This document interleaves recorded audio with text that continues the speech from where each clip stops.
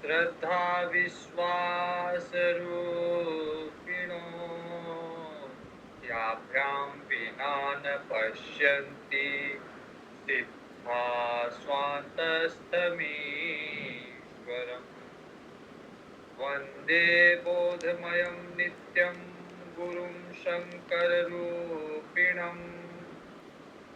यमाश्रितो हि वक्रोऽपि चन्द्र सर्वत्र वन्द्यते सीताराम गुणग्राम पुण्यारण्यविहारिणो वन्दे विशुद्धविज्ञानो कवीश्वर कपीश्वरो उद्भवस्थितिसंहारकारिणी क्लेशहारिणी सर्वश्रेयस्करीं सीतां नतोऽहं रामवल्लभाम् यन्मायावसवर्ति विश्वमखिलं ब्रह्मादिदेवासुरा यत्सत्त्वादमृषेव भाति सकलं रज्जो यथा अहिर्दमः यत्पादप्लवमेकमेव हि भवां बोधे स्थितिर्षावताम् वन्देऽहं तमशेषकारणपरं राममीशं हरिम् नानापुराणनिगमागमसम्मतं यत् रामायणे निगदितं क्वचिदन्यतोऽपि स्वान्तसुखाय तुलसीरघुनाथगाथा भाषानिबद्धमतिमन्त्रमातनो।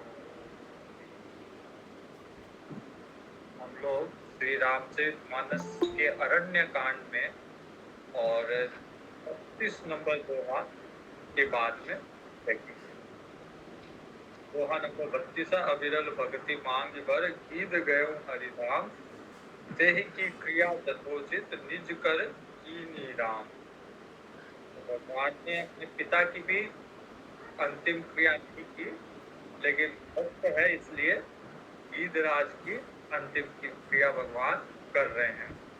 गीध जो आमिष भोगी है, जो नॉन वेजिटेरियन है, उसका भोग जो है वो हर तरह के मांस, हर तरह के पक्षी, हर तरह के मांस को खाता है, लेकिन फिर भी क्योंकि परहित प्राण त्यागे भगवान उसको स्वीकार कर रहे हैं।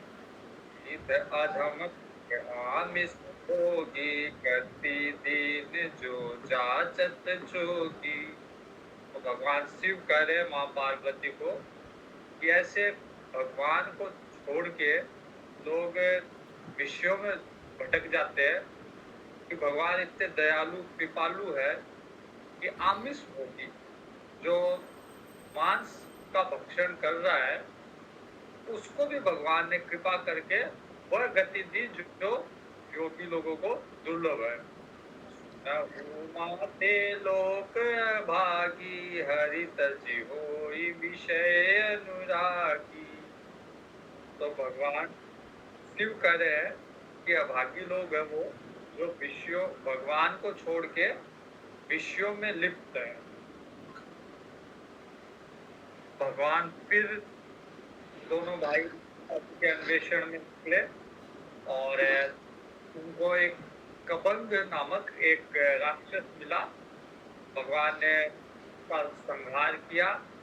दुर्वासा जी के श्राप से वो राक्षस बना था और मरने के समय उसमें अपना वास्तविक स्वरूप प्रकट किया। गंधर्व से राक्षस बना था। श्राप के कारण भगवान ने उसको, भगवान कहते हैं कि मेरे को क्योंकि दुर्वासा ऋषि का विरोध किया था, द्रोह किया था, इसलिए उन्होंने श्राप दिया। तो भगवान कहते हैं कि मेरे को ब्रह्म कुल का द्रोही व्यक्ति अच्छा नहीं लगता। मन क्रम बचन कपट तजी, जो कर भूसुर से, मोहि समेत बिरंति शिव, बसता के सब देव। जो मन क्रम वचन से बिना कपट के ब्राह्मणों की सेवा करता है। ब्राह्मणों की सेवा मतलब जो वेद शास्त्र पढ़ाते हैं उनकी सेवा। तो अगर कोई वेद शास्त्र पढ़ाने वाले आचार्यों की सेवा करता है तो भगवान कहते हैं कि मैं, ब्रह्मा जी, विष्णु सब उसके अधीन हो जाते हैं। अब भगवान आ गए सबरी जी के पास। ताहि देई गति राम उदारा, सबरी के आश्रम पग उधारा। सबरी जी के बारे में थोड़ा सा समझते हैं। सबरी जी एक आदिवासी महिला है और जब बालकपन में बचपन था सबरी जी का, उस समय एक बार उन्होंने देखा कि उनके पिताजी बहुत सारे मवेशी इकट्ठा कर रहे हैं। मवेशी मतलब बकरा, मुर्गा, ये सब इकट्ठा कर रहे हैं। उन्होंने किससे पूछा कि पिताजी ये इतने सारे बकरे, इतने सारे मुर्गे ये किस लिए ला रहे हैं? तो किसी ने कहा तेरा विवाह होने वाला है और तेरे विवाह के उपलक्ष्य में इनको काटा जाएगा और सबको खिलाया जाएगा। सबरी जी के मन में, क्योंकि अंतःकरण शुद्ध था, बालकपन था, उनके मन में आया कि मेरा ऐसा क्या विवाह है कि इनको सबको प्राणों से जाना पड़ेगा, इनकी सबकी हत्या होगी, इससे अच्छा मैं विवाह नहीं करूँ। तो सबरी जी ने कहा मैं विवाह नहीं करूंगी, क्योंकि मैं अगर विवाह करूंगी तो इन सब की हत्या होगी। सबरी जी ने इस निर्णय के साथ अपना घर त्याग दिया और वन में चली गई सबरी जी। अब वन में आदिवासी महिला थी, बालिका थी आदिवासी, तो कोई रखने को तैयार नहीं था। वन में क्या करती थी सबरी जी कि ऋषियों के जहाँ आश्रम बने हुए थे वहां अंदर तो कोई प्रवेश देता नहीं था, तो आश्रम के बाहर सुबह प्रातः ऋषि लोग गंगा जी जाते थे, उसके पूर्व जाके उस रास्ते को साफ करते ताकि कोई कंकड़ पत्थर ना रहे किसी ऋषि मुनि के चुभे नहीं। और तब ऋषि जी वो देख रहे थे, उन्होंने एक ये रास्ता साफ किया हुआ मिलता है, कौन करता है इसको? तो मर्तक ऋषि जी एक दिन, उन्होंने कुछ पहले आए वो और कुछ पूर्व आके उन्होंने देखा कि सबरी जी एक बालिका, एक आदिवासी बालिका वो स्वच्छ कर रही है सारे रास्ते को, मार्ग। उन्होंने बालिका ने अपनी सारी कहानी सुनाई। मर्तक ऋषि को बड़ा अच्छा लगा कि पशुओं के वध के कारण वध ना हो, इसलिए इन्होंने अपना घर त्याग दिया। तो जीव के प्रति कितनी दया है इनके मन में। तो इस भाव से प्रसन्न होके मर्तक ऋषि ने उन्हें अपने आश्रम में स्थान दिया। लेकिन जब मर्तक ऋषि को लगा कि अब मेरा अंतिम समय है, तो मर्तक ऋषि ने को लगा कि शायद आश्रम में सबरी जी को कोई रहने दे ना रहने दे। उन्होंने सबरी जी का एक अलग सामने कुटिया बना दी अपने आश्रम के बाहर और कहा बेटी तू यहीं रह और तेरे को आश्रम में रहने की आवश्यकता नहीं है, तू यहीं रह और यहीं भगवान आएंगे तेरे से मिलने के लिए, तेरे को कहीं जाने की आवश्यकता नहीं है, प्रभु तेरे यहीं। अब इन वचनों पे विश्वास करके सबरी जी दिन प्रतिदिन उनका नियम है कि भगवान की आने की प्रतीक्षा कर रही है। वो रास्ता जिस पे भगवान आएंगे जो कुटिया तक आता है उसको प्रतिदिन साफ करती है सबरी जी और भगवान के लिए प्रतिदिन तरह तरह के फल, कंद मूल फल लाके रखती है कि भगवान आएंगे तो मैं ये भोग लगाऊंगी भगवान को। सबरी देखी राम ग्रह आए, मुनि के बचन समुझ जिए भाए।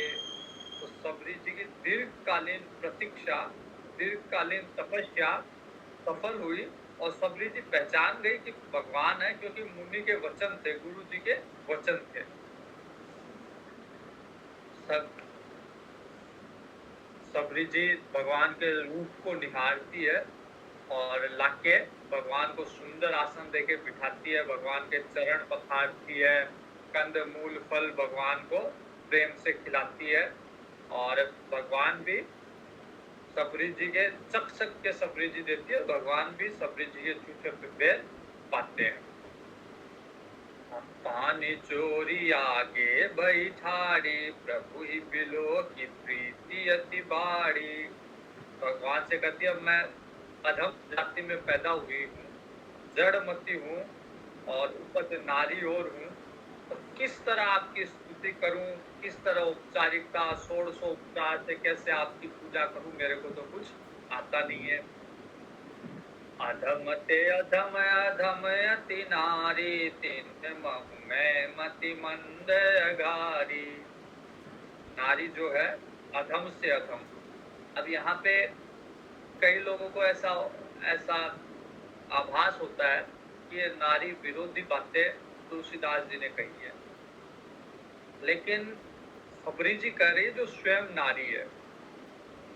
तो रामचरितमानस की शैली ऐसी है कि दास्य भाव है यहाँ।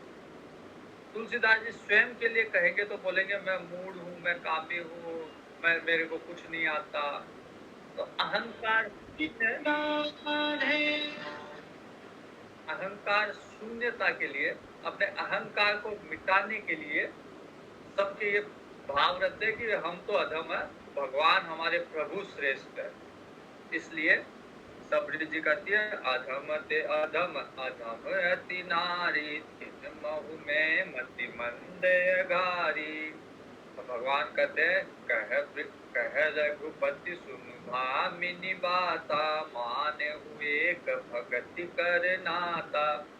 भगवान कहते हैं, मैं कोई जाति पाति नहीं मानता, मैं तो केवल भक्ति का नाता, भक्ति का रिश्ता मानता हूँ। ये जाति पाति तो हम लोगों की, मनुष्यों की बनाई हुई है। कोई ऊंचा है, कोई नीचा है, क्या जाति है, क्या पाति है। भगवान कहते हैं कि ये कोई रिश्ते जाति पाति का संबंध मैं नहीं मानता, केवल भक्ति का संबंध मानता हूँ। जाति पाति कुल धर्म बढ़ाई, धन बल परिजन गुण चतुराई, भगत हीन नर सोहई, कैसा बिनु जल बारिद देखिए जैसा। अगर किसी की जाति भी ऊंची है, किसी का कुल भी ऊंचा है, धर्म बड़ाई भी है, मान सम्मान भी है, धन भी है, बल भी है, परिजन भी है, सारे गुण भी है, लेकिन उसके यहाँ भक्ति नहीं है, तो वो बिना पानी का बादल है। मतलब उस बादल का क्या, जिसमें पानी ना हो, केवल दिखावटी। तो ये सब चीजें, बाहरी चीजें एक केवल आडंबर के लिए है। बाकी जब तक भक्ति ना हो, जब तक आत्मनिवेदन ना हो, जब तक अपना अभिमान शून्य ना हो, तब तक ये सब चीजें केवल और केवल दिखावटी है। बिना, जैसे बिना जल का बादल कोई उपयोगी नहीं, वैसे ये सब चीजें, बड़ा कुल, धन, बल, ये सब चीजें केवल दिखावटी। फिर भगवान नवधा भक्ति का उपदेश देते हैं सबरी जी को। प्रथम भगति संतन कर संगा। पहले भी भगवान ने, जब लक्ष्मण जी ने पूछा था तो तब भक्ति के बारे में बताया था, वहां पे भी भगवान ने यही बात कही थी। अब कह रहे हैं कि सबसे पहले नवधा में 9 तरह की भक्ति है, भक्ति के 9 प्रकार है, 9 तरह की भक्ति। उसमें पहला है संतन कर सेवा, सॉरी संतन कर संगा, साधुओं की संगति, संतों की संगति, ये भक्ति का पहला पड़ाव। क्योंकि जब तक सत्संग नहीं करोगे, साधुओं की संगति में नहीं आओगे, सत्पुरुष की संगति में नहीं आओगे, भक्ति क्या है, कैसे की जाती है, ये पता ही नहीं चलेगा। सर्वगति कथा प्रसंगा। दूसरी दूसरी भक्ति भगवान की गुणों में, भगवान की कथा में रुचि होना, भक्ति होना, उसमें प्रेम होना। पंकज सेवा तीसरी भगति अमान। बिना किसी मान के गुरु के चरणों की सेवा। चौथी भगति मम गुण गण करहि कपट तजिगान। बिना स्वार्थ के, बिना कपट के भगवान के गुणों का गान करना, ये चौथी भक्ति। मंत्र जाप मम दृढ़ विश्वासा पंचम भजन सुवेद प्रकाशा। जो कहते हैं कि भगवान के सारी पूजा, सारी औपचारिकताओं में मंत्र श्रेष्ठ है। तो जिसका मंत्र जपने में दृढ़ विश्वास हो वो भगवान का भक्त है। दम्मशील विरति बहु कर्मा निरत निरंतर सज्जन धर्मा। और छठा है कि वो दमशील विरति, ये विरति बहु कर्मा, बहुत सारे कर्मों में ना उलझ जाए। अगर बहुत सारे कर्मों में उलझ गया व्यक्ति तो फिर उसके पास भगवान की भक्ति के लिए समय नहीं मिलेगा। तो इसलिए दम होना चाहिए। दम मतलब नियंत्रण, इंद्रियों पे नियंत्रण। उसको पता होना चाहिए कि कब किस कार्य में लगना है, कब उससे निकलना है। शील होना चाहिए, उसका चरित्र अच्छा होना चाहिए और बहुत सारे कर्मों में उलझना नहीं चाहिए। एक रमन महर्षि जी हुए हैं, उनकी एक प्रसिद्ध कविता है। वो कहते कृतिम हो दधो पतन कारणम। वो कहते हैं कि बोलो बहुत सारे कर्म में अगर उलझ जाएगा तो फिर आदमी वो उसके पतन का कारण बनेगा।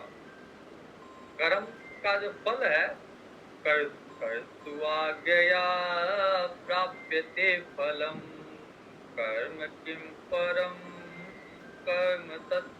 तो वो कहते हैं कि कर्तु की आज्ञा से फल मिलता है, भगवान की आज्ञा से फल मिलता है, इसलिए कर्म परम नहीं है। हम संसार में ये समझते हैं कि कर्म ही सब कुछ है, लेकिन भक्ति मार्ग में बहुत सारे कर्म में उलझना अपना समय बर्बाद करना है। तो कैसे उन कर्मों से निकला जाए, अनावश्यक कर्मों से निकला जाए और अपना समय का उपयोग भगवान की भक्ति में किया जाए। निरत निरंतर सज्जन धर्मा सातव सातव सम मोहि मय जग देखा मोते संत अधिक करी लेखा। भगवान को सारा संसार भगवान में समझे, सारे संसार में भगवान की दर्शन करे। सिया राम में सब जग जानी वासुदेव सर्वम। सब जगह भगवान, सब जगह वासुदेव, सब जगह भगवान सीताराम। तो अगर इस तरह की भगवताकार बुद्धि होती है, किसी की वृत्ति होती है, तो वो भगवान का परम भक्त है। और जहाँ संत मिले, समझना चाहिए कि भगवान से बढ़कर, भरत जी के प्रसंग में भरद्वाज जी ने कहा था कि भरत जी, हम साधक है, झूठ नहीं बोलेंगे, आपसे सत्य करते हैं कि जो हमने तपस्या की थी उसका फल हुआ कि भगवान के दर्शन, और भगवान के दर्शन का फल हुआ आपके दर्शन। तो भगवान के दर्शन का भी फल यही है कि भक्त के दर्शन हो, भक्त मिले। भक्त मिलेगा तो भक्ति और तीव्र गति से बढ़ेगी। आठव जथा लाभ संतोषा सपने हु नहीं देख ही पर दोषा। जो मिल जाए भगवान का दिया हुआ प्रसाद मान के उसी में संतुष्ट रहना, क्योंकि उसमें संतुष्ट नहीं रहोगे तो फिर प्रयास करोगे, और चीजें प्राप्त करने के लिए प्रयास करोगे और अपना समय फिर वहीं व्यर्थ कर दोगे। तो जथा लाभ संतोषा, और सपने नहीं देख ही पर दोषा। दूसरे का दोष सपने में भी नहीं देखता भक्त भगवान का। अब भक्ति करने वाले बहुत सारे लोग ये सब चीजें नहीं पढ़ते कि यथालाभ संतोष करना है, दूसरे का दोष नहीं देखना है। केवल मंदिर जाते हैं, 2-4 भजन गाते हैं, आ जाते हैं और उनको लगता है कि हम भक्त हैं। भक्त केवल मंदिर जाना, भजन करना, राम-राम करना ये नहीं है। इसके अलावा भी भक्त को बहुत सारी चीजें करनी पड़ती है। 9 प्रकार की भक्ति, ये सारी भक्ति है। यथालाभ संतुष्ट रहना जीवन में, ये भी भगवान की भक्ति है। दूसरे में दोष नहीं देखना, ये भी भगवान की भक्ति है। नवम सरल सब सन छल ही ना, स्वभाव सरल हो, कोई छल कपट ना हो संसार स्वभाव में। मम भरोसे ही हरसन दीना, भगवान में भरोसा हो, भगवान में दृढ़ विश्वास हो कि भगवान जो कर रहा है अच्छा कर रहा है, जो करेगा अच्छा करेगा। और न हरस न दीनता, न ज्यादा प्रसन्न होना, न ज्यादा दीन भाव रखना, समभाव में स्थापित होना। पूरी भगवत गीता में यदि कोई योग है तो वह समता है। समत्वम योग उच्यते। हर स्थिति में कैसे व्यक्ति अपने मन को समता में रखे, यही सबसे बड़ा योग है। मन को न ज्यादा ऊपर उठाए, न ज्यादा नीचे गिराए। नवमहु एक जिनके होई, नारी पुरुष सचराचर कोई। भगवान कहते हैं 9 में से अगर एक भी किसी के पास है, वो भले ही नारी हो, पुरुष हो, कोई हो चराचर में, सोई अतिशय प्रिय, मेरे को बहुत प्रिय है वो। लेकिन आपके पास तो 9 की 9 भक्ति है। तो सबरी जी के पास केवल भजन नहीं गाती थी, केवल राम राम नहीं करती थी, ये सारे गुण थे सबरी जी के पास। संतोष था, बहुत कर्मों में नहीं उलझी हुई थी, गुरु के चरणों में उनकी आस्था थी, और संतों का संग किया हुआ था, भगवान की कथा प्रसंगों में रुचि थी, भगवान के गुणगान करती थी बिना कपट के। तो ये सारी तरह की 9 भक्ति सबरी जी में विद्यमान थी। मम दर्शन फल परम अनुपा, जीव पाव निज सहज स्वरूपा। भगवान कहते हैं कि मेरे दर्शन का फल है कि जीव को अपना सहज स्वरूप मिल जाता है। जो हम लोग जो हमारा स्वरूप देख रहे हैं, वो हमारा वास्तविक स्वरूप नहीं है। कोई अपने आप को स्त्री के रूप में देख रहा है, कोई अपने आप को पुरुष के रूप में देख रहा है, कोई अपने आप को ब्राह्मण के रूप में देख रहा है, कोई अपने आप को क्षत्रिय के रूप में देख रहा है, कोई अपने आप को ज्ञानी के रूप में देख रहा है, कोई अज्ञानी के रूप में देख रहा है, कोई धनवान के रूप में देख रहा है, कोई निर्धन के रूप में देख रहा है। लेकिन ये हमारा स्वरूप नहीं है। हमारा जो सहज स्वरूप है वो ब्रह्म स्वरूप है। हम भगवान का ही स्वरूप है। तो भगवान के दर्शन का फल भगवान का ही स्वरूप या ब्रह्म स्वरूप प्राप्त होता है, व्यक्ति को सहज स्वरूप प्राप्त होता है। अब भगवान कहते हैं कि सबरी जी से कि माता, हम तो जनक सुता के तलाश में घूम रहे हैं, जनक सुता का अन्वेषण कर रहे हैं। तो सबरी जी बताती है कि आप पंपा सरोवर जाओ।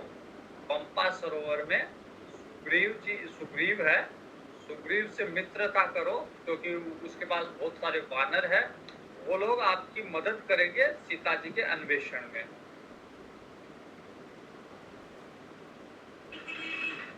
बार बार प्रभु पद सिरुनाई, प्रेम सहित सब कथा सुनाई। अब सबरी जी ने योग अग्नि के द्वारा अपने देह को भस्म करके भगवान के परम पद में लीन हो गई। सजी जोग पावक देह हरि पद लीन, वही जही नहीं पीरे। उस पद को प्राप्त किया जहां से वापिस नहीं आए।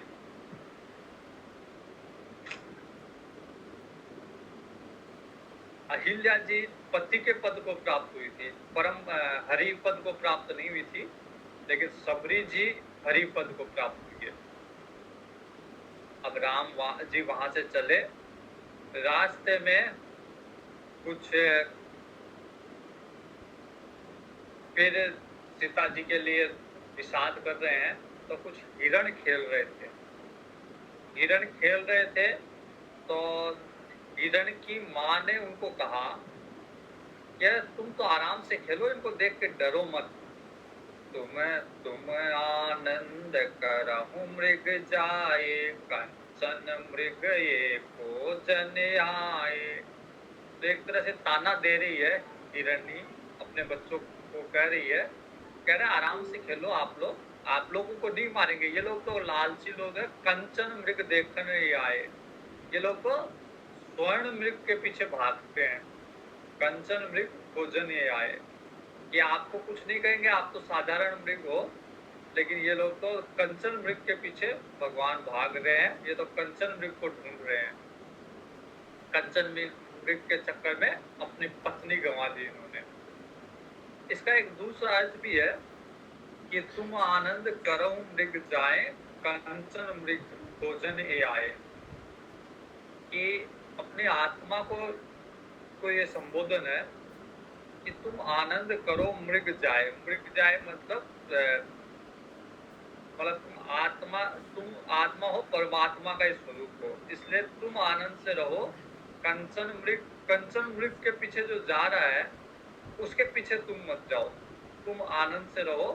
तुम आनंद करो मृग जाए, कंचन मृग भोजन ये आए। ये जो जीव है ये भोगों के पीछे भाग रहा है, ये कंचन मृग के पीछे भाग रहा है, लेकिन तुम आनंद से रहो, अपनी अवस्था में स्थिर रहो। अब भगवान कह रहे हैं कि देख, लक्ष्मण जी को कह रहे हैं देखो हाथी भी अपनी पत्नी के साथ है, हथनी के साथ है। तो जैसे हाथी मेरे को सिखाव नहीं दे रहा है, मेरे को कुछ सिखा रहा है। भगवान कहते हैं तीन चीज कभी भी व्यक्ति को ये नहीं मानना चाहिए कि ये मेरे बस में है। शास्त्र सुचिंतित पुनि पुनि देखिए, भूप सुसेवित बस नहीं लेकिए। राखिए नारी जत पीउर माही, जुगति शास्त्र निपति बस नाही। तीन चीज कभी व्यक्ति के बस में नहीं आते। शास्त्र कितना भी पढ़ा हुआ हो, समय आने पे दुर्लभ है कि शास्त्र की शिक्षा आपके काम आए। इसलिए शास्त्र को एक बार पढ़ के संतुष्ट नहीं हो जाना चाहिए, बार बार अध्ययन करना चाहिए शास्त्र का। तब जाके शास्त्र नियंत्रण में आता है, तब जाकर शास्त्र कृपा करता है। इसलिए शास्त्र को जल्दी से नहीं समझना चाहिए मेरे अधीन हो गया शास्त्र, या मैंने इसके ऊपर मास्टरी कर ली, नहीं। और वैसे ही राजा को कभी नहीं समझना चाहिए कि वो मेरे अधीन हो गया। राजा के कितने भी आप निकट हो, समय आने पे राजा अपनी नीति के हिसाब से पलट सकता है और आपको दंडित कर सकता है। तो राजा से कितनी भी निकटता हो, ये नहीं समझना चाहिए कि मेरे बस में है। वैसे ही स्त्री को, युवती को कभी भी नहीं समझना चाहिए कि ये मेरे बस में है। भले ही उसको आप अपने हृदय में रखो, लेकिन ये नहीं समझो कि ये मेरे बस में है। देखहु तात बसंत सुहावा, प्रियाहीन मोहि भय उपजावा। भगवान कहते हैं कि अब देखो बसंत ऋतु आ गई, और बिना सीता जी के मेरे को डर लग रहा है ये बसंत ऋतु, ये कामदेव मेरे पे आक्रमण करेगा। भगवान कहते हैं कि ये काम आया था, अपने पूरी सेना दल बल के साथ आया था मेरे पे आक्रमण करने के लिए। अब यहाँ समझना चाहिए कि भगवान जो है ज्ञान है, और सीता जी भक्ति, और लक्ष्मण जी वैराग्य। तो ज्ञान के साथ जब भक्ति चली गई तो कामदेव अब ज्ञान पे आक्रमण करता है। जब तक भक्ति है तब तक कामदेव कुछ नहीं कर रहा, लेकिन ज्ञान है लेकिन भक्ति बिछुड़ गई तो कामदेव अब उस पर आक्रमण कर रहा है। विरह विकल बलहीन मोही जान सी निपट के सहित विपिन मधुकर खग मदन कीन बग में। तो जब भक्ति नहीं है तो कामदेव ने ज्ञान पे आक्रमण किया अपने दल बल के सहित। लेकिन जब देखा कि भगवान कहते हैं कि जब उसने देखा कि मेरे साथ मेरा भाई है, अर्थात ज्ञान के साथ वैराग्य है, तो वो वापस चला गया कामदेव। इसलिए ज्ञान अकेला कभी भी काम के अधीन हो सकता है, इसलिए ज्ञान के साथ वैराग्य और भक्ति आवश्यक है।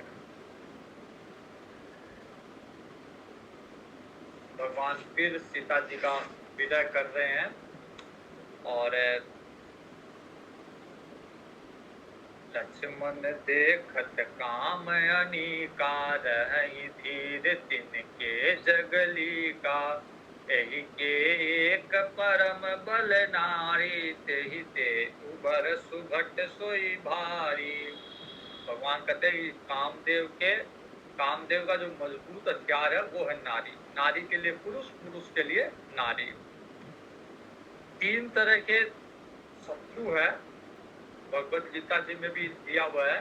3 तरह के द्वार है नरक के, 3 तरह के प्रबल शत्रु है। तात तीन अति प्रबल खल काम क्रोध अरु लोभ मुनि विज्ञान धाम मन करहि निमिष महु। काम, क्रोध और लोभ, ये 3 तरह के शत्रु है जो बड़े बड़े ऋषि मुनियों के मन में भी क्षोभ उत्पन्न कर देते हैं एक पल में। साधारण व्यक्ति की तो बात ही क्या है, बड़े बड़े ऋषि मुनियों के मन में भी क्षोभ उत्पन्न कर सकते हैं काम, क्रोध और लोभ। तो लोभ किसके कारण होता है? इच्छा के कारण। जब इच्छा होती है तो लोभ होता है।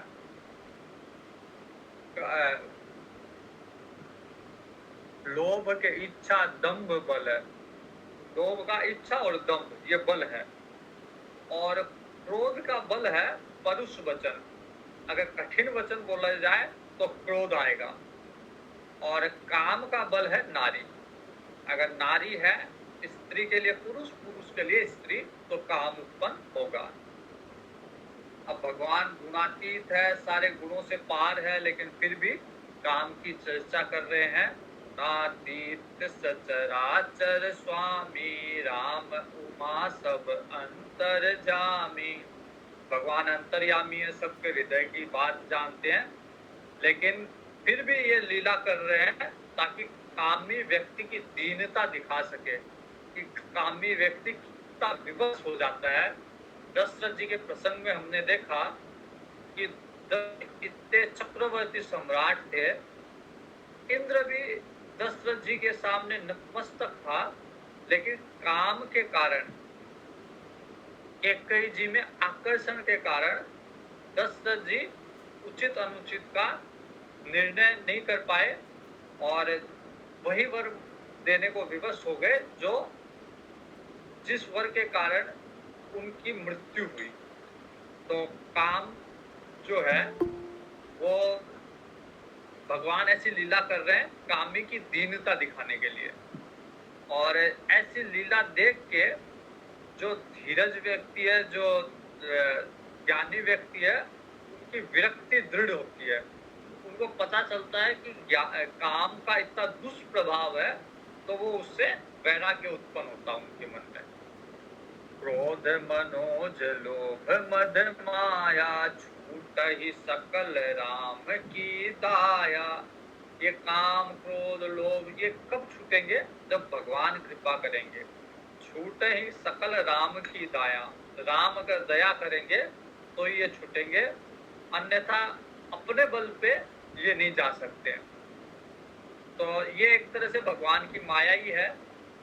तो जो व्यक्ति, जैसे कोई जादूगर जादू दिखा रहा है और जो व्यक्ति जादूगर का मित्र है, वो जादूगर के सारे रहस्य को जानता है, तो वो जादूगर की माया के चक्कर में नहीं आता। अगर किसी जादूगर ने किसी लड़की का सर काट दिया जादू से, तो और सब डर जाएँगे कि इसने वास्तव में काट दिया सर।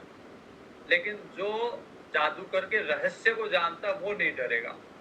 वैसे ही ये सब भगवान की माया है, तो माया के चक्कर में नहीं पड़ के जिसने भगवान से मित्रता कर ली, भगवान के रहस्य को जानता है, वो इस माया से नहीं डरेगा, बाकी दुनिया तो इस माया से डरेगी ही डरेगी।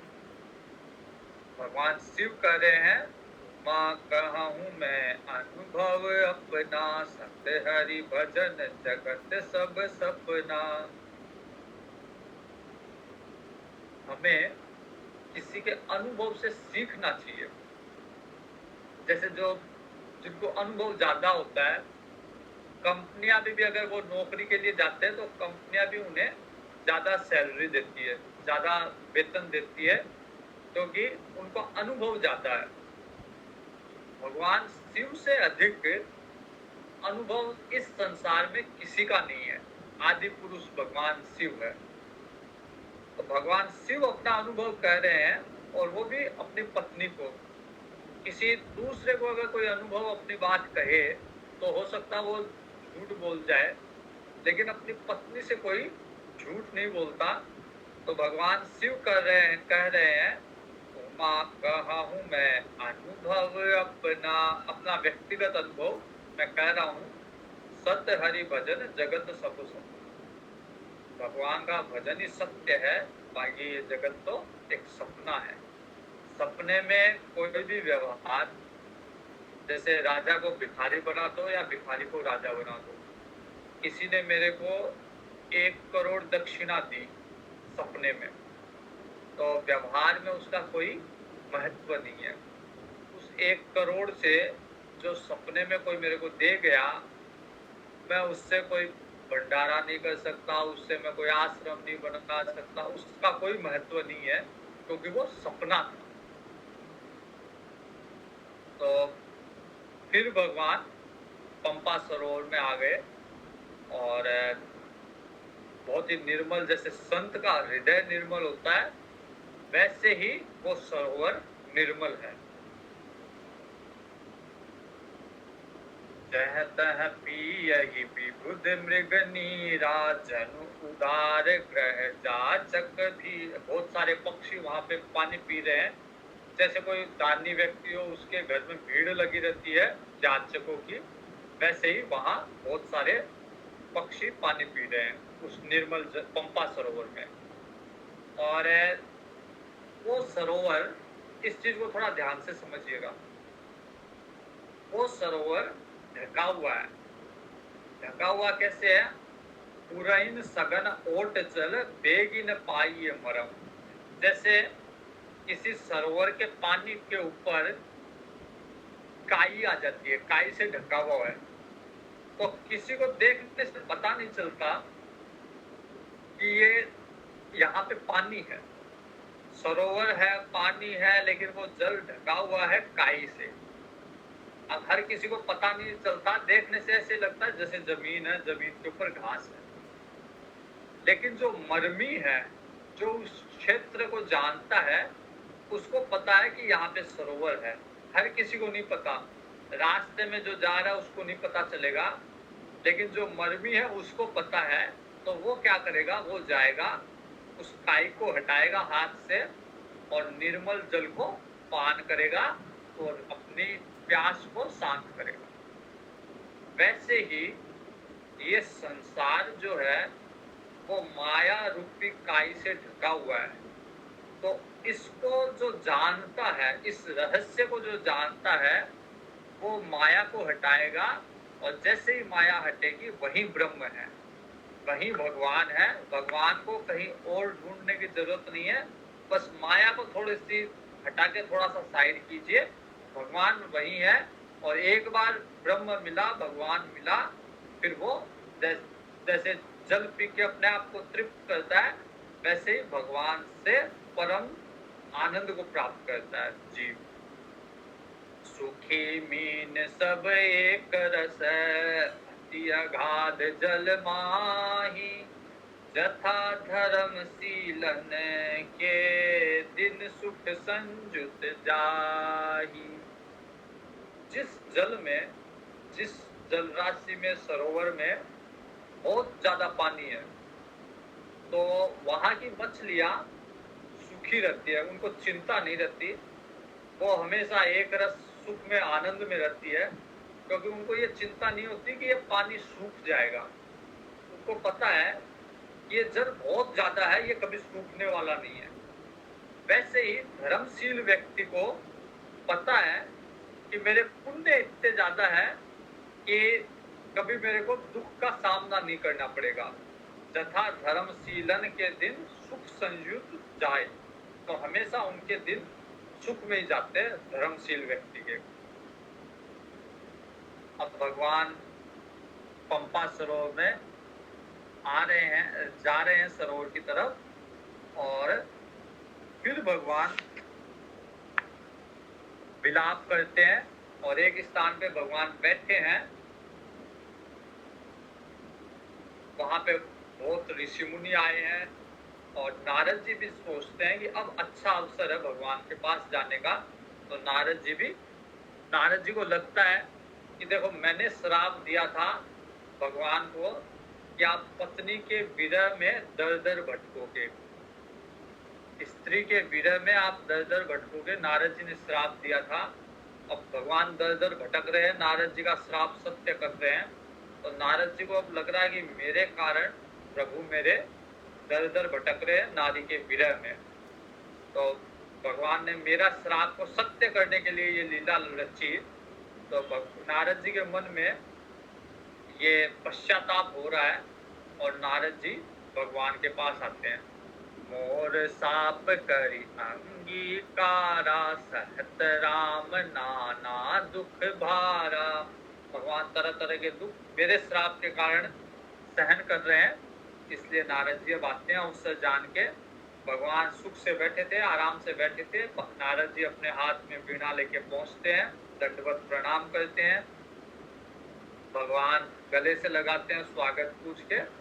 फिर भगवान पूछते हैं कि नारद जी बताओ कैसे आना, क्या चाहते हो, क्या चाहिए आपको। नारद जी कहते हैं भगवान, अगर आप प्रसन्न हो तो एक वरदान दो आज मेरे को। देहु एक वर मांगो स्वामी, आप सब जानते हो, लेकिन फिर भी मैं एक वरदान चाहता हूँ, वो वरदान दो। भगवान कहते हैं कि मेरे स्वभाव को आप जानते हो, आपसे तो कुछ जुड़ाव है नहीं। कवन वस्तु असी, कवन वस्तु असी प्रिय मोहि लागी, जो मुनि बर न सकहु तुम मांगी। ऐसी कौन सी वस्तु है जो आप में से नहीं मांग सकते? आप सब कुछ मांग सकते हो। नारद जी सोच रहे होंगे, एक बार तो रूप मांगा था, उसमें तो मेरे को बंदर का रूप दे दिया भगवान ने, लेकिन अभी उस समय तो भगवान को नारद जी के मान का, नारद जी के अहंकार का मर्दन करना था। लेकिन अब भगवान सच में कह रहे हैं कि ऐसा कौन सी चीज है जो मैं आपको नहीं दूंगा, आप सब कुछ मांग सकते हो, आप भक्त हो मेरे, आप कुछ भी मांग लो। जन कहूं कुछ अदेय नहीं मोह, मेरे भक्तों के लिए कोई ऐसी अदेय वस्तु नहीं है कि मैं नहीं दे सकता, सब कुछ उपलब्ध है। तो इसलिए ये विश्वास तोड़ना नहीं कि भगवान कुछ भी देने से हिचकिचाएंगे। भक्तों के लिए ये अवश्य है, जैसे मैंने कल कहा कि भगवान पिता की तरह ये जरूर देखते हैं कि कोई वस्तु हम मांग रहे हैं तो भगवान ये देखते हैं कि इस वस्तु का वो करेगा क्या, कितना उपयोगी है ये वस्तु उसके लिए, कहीं इस वस्तु से अनिष्ट तो नहीं हो जाएगा। जैसे मान लीजिए किसी ने भगवान से मांग लिया कि मेरे को एक लग्जरी कार दे दो। अब हो सकता है उस कार से उसका या उसके पुत्र का एक्सीडेंट हो, तो भगवान को देना चाहिए या नहीं देना चाहिए? वो कितनी जिद करे, भगवान नहीं देंगे उसको, क्योंकि भगवान को पता है कि यदि कार दे दूंगा तो उसके संयोग से इसका अनिष्ट होगा। वैसे ही अपने भक्तों पे भगवान इतनी कृपा करते हैं कि भगवान किसी भी अनिष्ट का हेतु, जैसे नारद जी ने सुंदर सुंदर रूप मांगा, भगवान ने नहीं दिया। तो जो चीज, हालांकि कुछ भी अदेय नहीं है, भगवान कह रहे हैं कुछ भी चीज ऐसी नहीं है कि नहीं दे सके, लेकिन देते टाइम पे भगवान पिता की तरह देखते हैं कि पुत्र के लिए आवश्यक है या उसके हित में है या नहीं है। यद्यपि तो भगवान अब नारद जी वरदान मांग रहे हैं, यद्यपि प्रभु के नाम अनेका, श्रुति कह अधिक एक ते का। नारद जी कह रहे हैं आपके हजारों लाखों नाम है और एक से बढ़कर एक है। विष्णु सहस्त्र नाम, भगवान के सारे सहस्त्र नाम है, लेकिन फिर भी नारद जी कह रहे हैं कि उन सब नामों से आपका ये राम का नाम बड़ा हो। राम सकल नामन ते अधिका हो, नाथ अग खग वन गण बधिका। विष्णु सहस्त्र नाम में भी आता है, राम राम रामेति रमे रामे मनोरमे, सहस्त्र नाम तत्तुल्य राम नाम वरानने।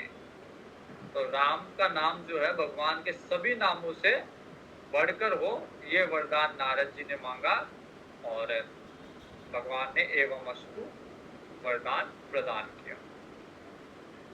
तो नारद जी अब सोचते हैं भगवान को प्रसन्न कर दिया, अब भगवान से कोई अपने मन की बात, अपना जो दुख है वो भी अब नारद जी प्रकट कर रहे हैं। नारद जी कह रहे हैं कि भगवान अब आप प्रसन्न हो, सुख से बैठे हो, मैंने वरदान भी आपको प्रसन्न करने के लिए मांग लिया। अब मेरे को एक चीज बताओ आप कि जब मैं विवाह करना चाह रहा था तो आपने रोका क्यों? अति प्रसन्न रघुनाथ ही जानी, पुनि नारद बोले मृदुबानी।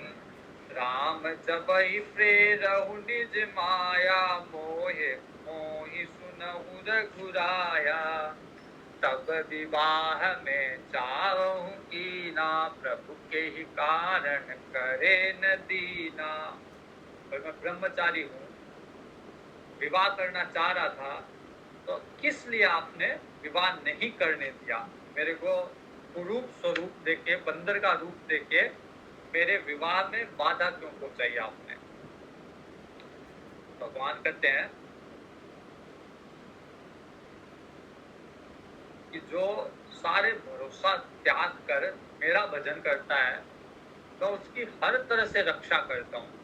तो विवाह नहीं करवा के मैंने तेरी रक्षा की है नारद।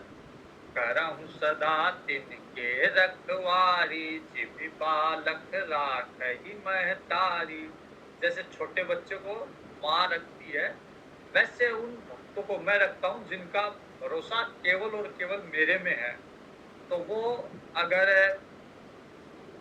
छोटा बच्चा आगे के पास जाए तो माँ उसको जाने नहीं देती, उसको रख लेती है। वैसे ही विवाह का बंधन ब्रह्मचारी के लिए या भक्त के लिए एक अग्नि की तरह है, इसलिए मैंने आपको वहां नहीं जाने दिया। जैसे माँ भाग के जाती है और उसको गोद में ले लेती है बच्चे को जो आगे के पास जा रहा होता है, वैसे ही मैंने आपको वहां नहीं जाने दिया। अगर आप जाते तो उस बंधन में बंध के आप मेरे को भूल जाते, आप अपने आप को जला लेते वहां, इसलिए मैंने वहां से आपकी रक्षा की है। प्रोढ़ बहे तेई सुत पर माता, प्रीति न करहि बाछली बाता। अगर वो बड़ा हो जाता बालक, फिर माता का उतना उसमें स्नेह नहीं रखता, क्योंकि फिर वो बच्चा खुद अपना भला बुरा समझने लग जाता है। तो ज्ञानी जो भक्त है, भगवान कहते हैं वो मेरे बड़े बच्चे हैं, वो अपना भला बुरा तो खुद को पता है कि ये अग्नि है, यहाँ नहीं जाना चाहिए। लेकिन जब भक्त केवल भक्त है तो वो अभी छोटा बच्चा है, तो उसको भगवान वैसे ही रक्षा करते हैं जैसे छोटे शिशु की माँ रक्षा करती है। दोनों में अंतर एक ही है कि भक्त को तो भगवान का बल होता है और ज्ञानी को स्वयं का बल होता है। काम क्रोध लोभादि मद, प्रबल मोह के धार। दिन मऊ अति दारुण दुखद माया रूपी नार। भगवान कहते हैं कि काम क्रोध मद सब प्रबल शत्रु है, लेकिन इनमें माया रूपी जो नारी है वो सबसे ज्यादा प्रबल है। नारी के लिए पुरुष, पुरुष के लिए नारी। सुनु मुनि कहे पुराण श्रुति संता, मोह विपिन कहूँ नारी बसंता। मोह के लिए नारी बसंत ऋतु है, अर्थात नारी को प्राप्त होके मोह जो है वो बहुत ही प्रफुल्लित पल्लवित होता है। तो जब व्यक्ति विवाह बंधन सदैव के लिए नहीं है। अपने शास्त्रों के हिसाब से 25 वर्ष की अवस्था ब्रह्मचारी, 25 से 50 वर्ष की अवस्था गृहस्थी, 50 से 75 वर्ष की अवस्था वानप्रस्थ और 75 के बाद में सन्यासी। तो होना तो क्या चाहिए कि 25 वर्ष गृहस्थी का भोग के व्यक्ति वानप्रस्थ और वानप्रस्थ सन्यास की तरफ निकले। लेकिन जितने भी व्यक्तियों ने गृहस्थ में प्रवेश किया है, कोई दुर्लभ ही होगा जो वानप्रस्थ या सन्यास की तरफ निकल पाया होगा, क्योंकि मोह इतना हो जाता है गृहस्थी में कि फिर वो छोड़ नहीं पाते उसको। जप तप नेम जलाशय झारी, होई ग्रीष्म सो सही सब नारी। जितना भी जप तप नियम व्यक्ति करता है तो वो गृहस्थी में ही चला जाता है। गृहस्थी का ही जंजाल, भगवान की तपस्या भजन करके फिर क्या मांगता है, भगवान मेरे बच्चे की नौकरी लग जाए, मेरी बेटी का ब्याह हो जाए, मेरा बच्चा बीमार ना हो। इन्हीं चक्करों में फंस के जो जप तप नियम कर रहा है ये सूख जाते हैं। उस गृहस्थी के चक्कर में ये सारे बर्बाद हो जाते, खत्म हो जाते हैं। काम क्रोध मद मत्सर भेका, इन्हीं हरस बद वर्षाए का। काम क्रोध मद ये वर्षा की तरह है। तो जैसे वर्षा ऋतु में मेंढक प्रकट हो जाते हैं, वैसे ये सब प्रकट हो जाते हैं गृहस्थी के अंदर। इस तरह से सारे गुण अवगुण बताए गए हैं गृहस्थी के। फिर भगवान कहते हैं कि अवगुण मूल सूल प्रदय, प्रमता सब दुख खानी, ताते खीन निवारण, मुनि में जिए जान। इसलिए मैंने आपकी रक्षा की है। इन गृहस्थी के चक्कर में पड़ने से मैंने आपकी इसलिए रक्षा की है। अब नारद जी कह रहे हैं कि भगवान आपने बड़ी कृपा की, जो मुझे गृहस्थी के चक्कर से बचाया आपने। अब संतों के लक्षण बताओ आपने। संतन के लक्षण रघुबीरा, कहु नाथ भव भंजन भीरा। तो भगवान कहते हैं सुनो मुनि, वो संतों के लक्षण बता रहा हूँ जिससे मैं उनके वश में रहता हूँ। संतों के लक्षण इतने महत्वपूर्ण है कि रामचरितमानस में 4 बार संतों के लक्षण पूछे गए, बताए गए। सबसे पहले मंगलाचरण में तुलसीदास जी संत असंत के लक्षण बताते हैं। फिर यहाँ पे नारद जी ने पूछ लिया, आगे भरत जी पूछेंगे, फिर गरुड़ जी पूछेंगे। तो संतों के लक्षण जानना और उनको अपनाना एक महत्वपूर्ण है। इसीलिए 1 बार नहीं, 2 बार नहीं, 3 बार नहीं, 4 बार। किसी भी ग्रंथ में अगर कोई चीज बार बार आ रही है, इसका मतलब उसका महत्व उतना ही अधिक है। तो संतों के लक्षण भगवान कहते हैं, सठ विकार जित अघ अकामा।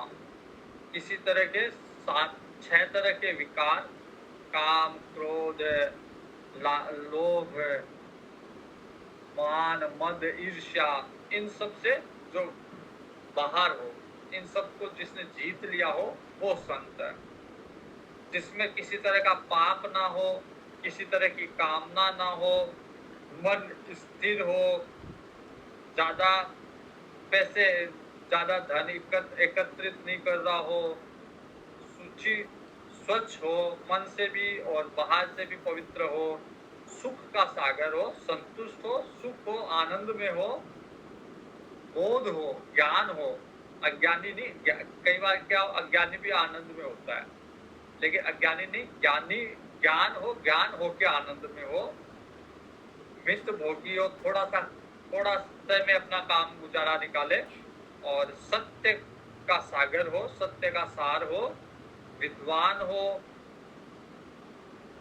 जोगी हो, ये सारे लक्षण, सावधान जीवन, सावधानी से जी रहा हो, उसको पता हो कि कहाँ जाने से उसका नुकसान होगा, वहां नहीं जा रहा, तो ये सब जीवन, मद नहीं हो, धीर हो, धर्म में गति हो उसकी, ये सब भक्त के लक्षण है। गुणागार संसार दुख रहित विकट संदेह है, तजि मम चरण सरोज प्रिय तिन कहूँ देह नगे है। गुण का आगार, गुण का भंडार है और संसार के दुख से रहित है, कोई शंका नहीं है उसको, संत को। और भगवान के चरण को छोड़ के न तो उसकी बुद्धि अपने शरीर में है, न उसकी बुद्धि अपने घर में है, तो न देह है न गेह है।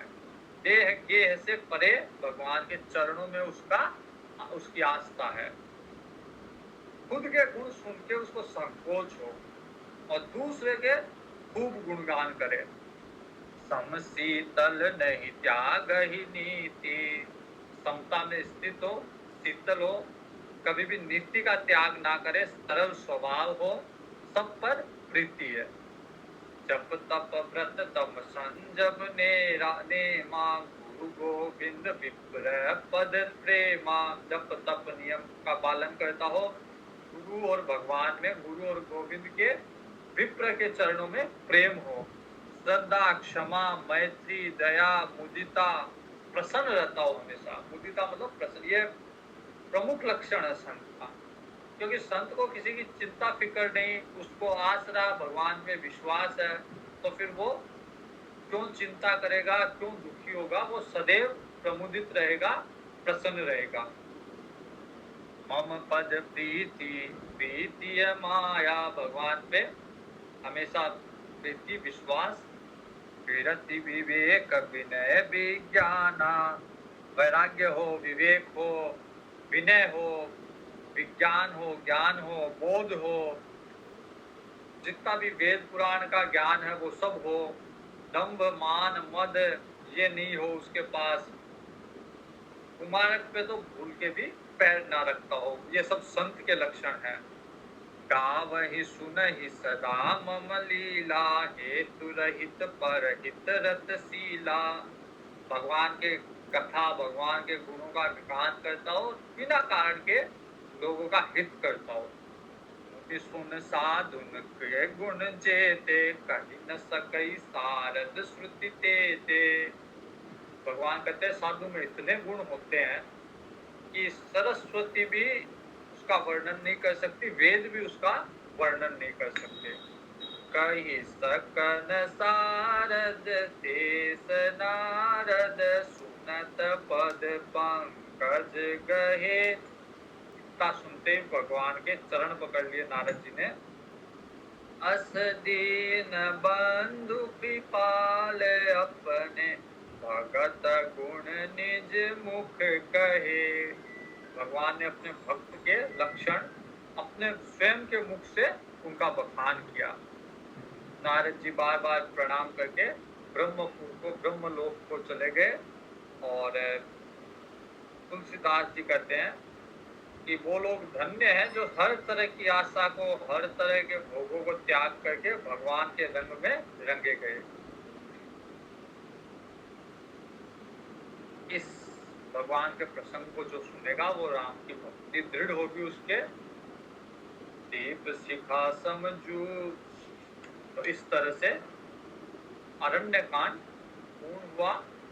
कल किष्किंधा कांड प्रारंभ करेंगे और केवल किष्किंधा कांड के मंगलाचरण के श्लोक पढ़ रहा हूं मैं, फिर प्रारंभ कल करेंगे। देंदीवर सुंदरो अति बलो, विज्ञान धामा बुभो। सौभाग्यो वरधन विनो श्रुति प्रवेन्द्र प्रियो माया मानुषरूपिणो रघुवरो सद्धर्मवर्मोहितो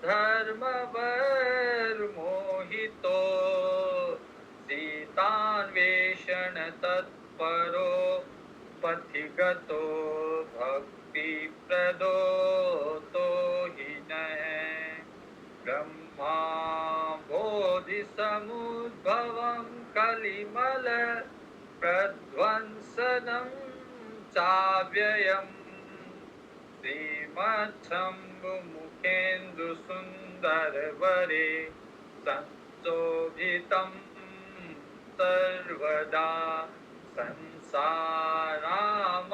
भेषजं सुखकरं श्रीजानकी जीवनम् धन्यास्ते कृतिनः पिबन्ति सततं श्रीरामनामामृतं श्रीरामनामामृतं वीरमारुति गम्भीरमारुति